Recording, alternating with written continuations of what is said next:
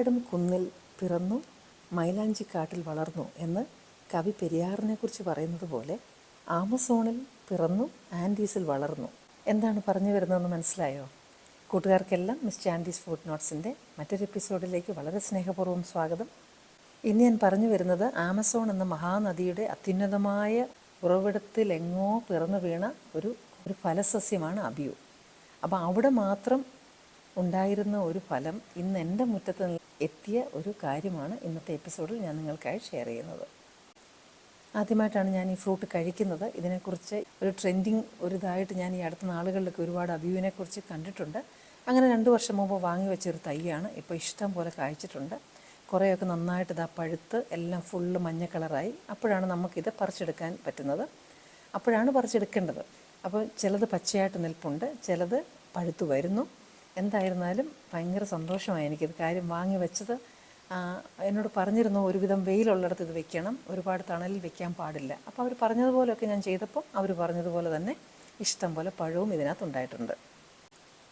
അപ്പോൾ ഇങ്ങനെ സമ്മിശ്രമായിട്ടുള്ളൊരു സ്വാദാണ് ഇതിന് എന്താണെന്ന് എനിക്ക് കറക്റ്റായിട്ട് പറഞ്ഞു പിടിപ്പിക്കാൻ അറിഞ്ഞുകൂടാ. എങ്കിലും വളരെ വ്യത്യസ്തമായിട്ടുള്ളൊരു ഫ്രൂട്ടാണിത്. ഇതിൻ്റെ തൊലിക്ക് നല്ല കട്ടിയായതുകൊണ്ട് തൊലിയിൽ എന്തെങ്കിലും ഒരു കേട് വന്നാലും ഇത് അകത്തോട്ട് അത്ര വേഗം ബാധിക്കില്ല എന്ന് തോന്നുന്നു. ഇത് ശരിക്കും അമേരിക്കയിലെ ഈ ആദിവാസികൾ എന്നറിയപ്പെടുന്നവർ കൃഷി ചെയ്തിരുന്ന ഈ ഫ്രൂട്ട് ഇപ്പം നമ്മുടെയൊക്കെ നാട്ടിലും ഇങ്ങനെയൊക്കെ വന്നെത്തിയത് ഒരു പക്ഷെങ്കിൽ ഇങ്ങനെ ഈ ഓൺലൈൻ അല്ലെങ്കിൽ സോഷ്യൽ മീഡിയ വഴിയൊക്കെ ആയിരിക്കാം മറ്റുള്ളവരിലേക്ക് എത്തിയത് കൊണ്ട് അങ്ങനെ ഞാനും കണ്ടു, ഞാനും ഇത് വാങ്ങി എൻ്റെ മുറ്റത്ത് വെച്ചതാണ്. അപ്പോൾ ഇത് വളരെ നല്ലൊരു ഫ്രൂട്ടാണിത്.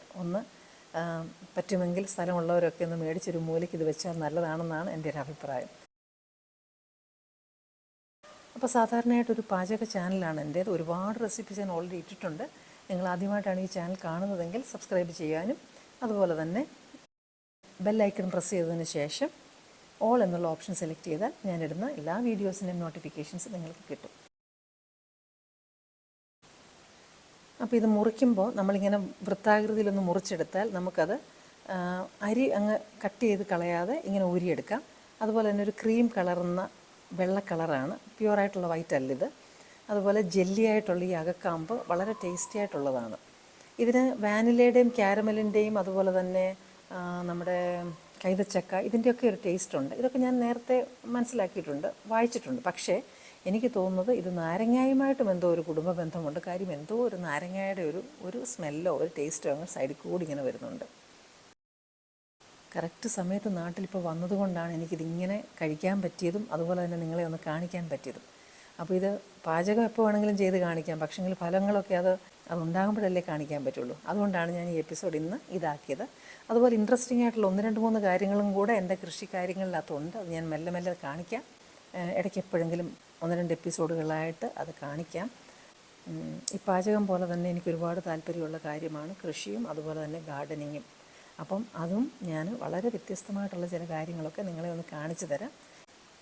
അപ്പോൾ ഈ അബിയു ഒന്നിൽ കൃഷി ചെയ്യുക, അതല്ലെങ്കിൽ എവിടെയെങ്കിലും കാണുന്നെങ്കിൽ അതൊന്ന് വാങ്ങിച്ച് കഴിച്ച് നോക്കി ഇഷ്ടപ്പെടുന്നോ എന്ന് ഒന്ന് നോക്കുക. വളരെ വ്യത്യസ്തമായിട്ടുള്ളൊരു ഫ്രൂട്ടാണ് അബിയു. അപ്പോൾ നിങ്ങൾക്ക് ഇന്നത്തെ എപ്പിസോഡ് ഇഷ്ടപ്പെട്ടു എന്ന് ഞാൻ വിചാരിക്കുന്നു. ഇനിയും നിങ്ങൾക്ക് ഇഷ്ടപ്പെടുന്ന മറ്റൊരു എപ്പിസോഡുമായിട്ട് വീണ്ടും ഞാനെത്തും. Till then I'm signing off and you stay safe.